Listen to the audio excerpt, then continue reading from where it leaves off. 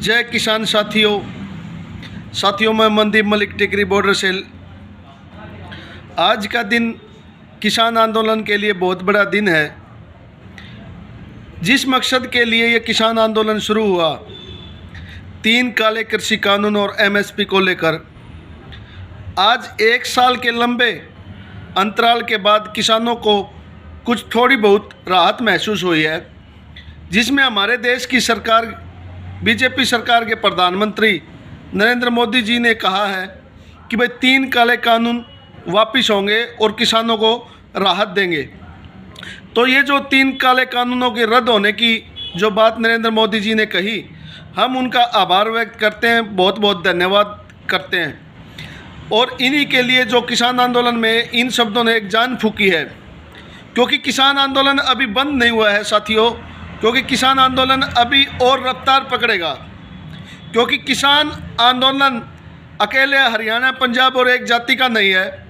किसान आंदोलन एक जन आंदोलन बन चुका है और इसके अंदर काले कानूनों को लेकर, एमएसपी की मांग को लेकर, बिजली कानूनों को लेकर जो आंदोलन शुरू हुआ और जो विस्तृत रूप हुआ, तो अभी बहुत से ऐसे कानून हैं जिनके ऊपर किसान की जीत होना बाकी है। तो अभी ये शुरुआत है। 3 काले कानून रद्द हुए हैं। आगे एमएसपी गारंटी के ऊपर कानून बनाने के लिए भी लड़ाई जारी रहेगी। संयुक्त किसान मोर्चा ने कहा है कि जब तक हमारी मांगे सारी नहीं मानी जाएंगी, तब तक हम आंदोलन जारी रखेंगे। इस जीत में चाहे ये जीत छोटी हो, लेकिन इस जीत में हम उन सभी पत्रकार बंधुओं का धन्यवाद करते हैं जिन्होंने अपनी जान की बाजी लगाकर हमारे किसान आंदोलन को एक मजबूती दी, किसान आंदोलन का निष्पक्ष एक पक्ष रखा। मैं ये नहीं कहता कि उन्होंने हमारा पक्ष लिया, लेकिन अगर हमारा आंदोलन सही है और हम ईमानदारी से लड़ रहे हैं, तो उन्होंने जो हमारा पक्ष लिया, हमारी मदद की और दुनिया को सच्चाई बताई, मैं उन सभी पत्रकार बंधुओं का भी दिल की गहराइयों से हार्दिक अभिनंदन करता हूं। दोस्तों, अभी लड़ाई जारी है और ये लड़ाई तब तक जारी रहेगी जब तक एमएसपी का कानून नहीं बनेगा। नरेंद्र मोदी जी ने 3 काले कानून रद्द करने की घोषणा की है और जो अब सत्र होगा उसके ऊपर ये रीअपील करेंगे। जब तक राष्ट्रपति के इनके ऊपर साइन नहीं हो जाते रद्द के, तब तक हम इन बातों को अधूरा मानते हैं। रही एमएसपी की बात, ये आंदोलन हरियाणा पंजाब से शुरू हुआ। हरियाणा पंजाब को गेहूं और धान के ऊपर एमएसपी मिल रही थी, लेकिन बाकी के जो हमारे राज्य हैं उनके अंदर लूट खसोट चल रही थी और किसान को उनकी मेहनत का उचित भाव नहीं मिल रहा था। लेकिन जैसे ही किसान आंदोलन शुरू हुआ, तो पूरे देश के किसानों ने एक मत होकर और एक साथ आकर इस किसान आंदोलन को मजबूती दी है, जिससे पूरा देश का किसान और मजदूर तबका खड़ा हो चुका है।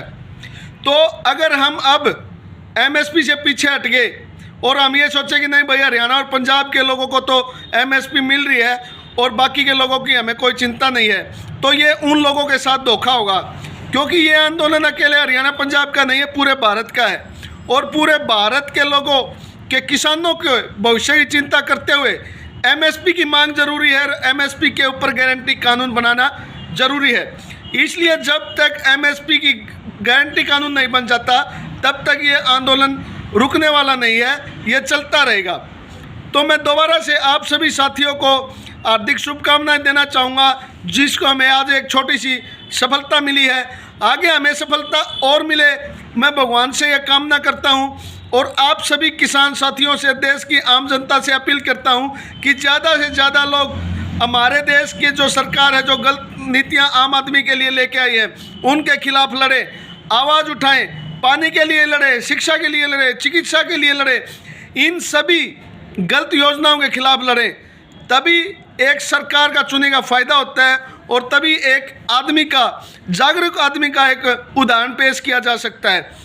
तो मैं आप सभी साथियों का बहुत बहुत धन्यवाद करता हूं कि आपने इस आंदोलन को इतना बड़ा बनाने में जो मदद की और जो लगातार संघर्ष जारी रख रहे हैं। तो हमारा संघर्ष जारी रहेगा जब तक हम हमारे मकसद में पूर्ण रूप से कामयाब नहीं हो जाते।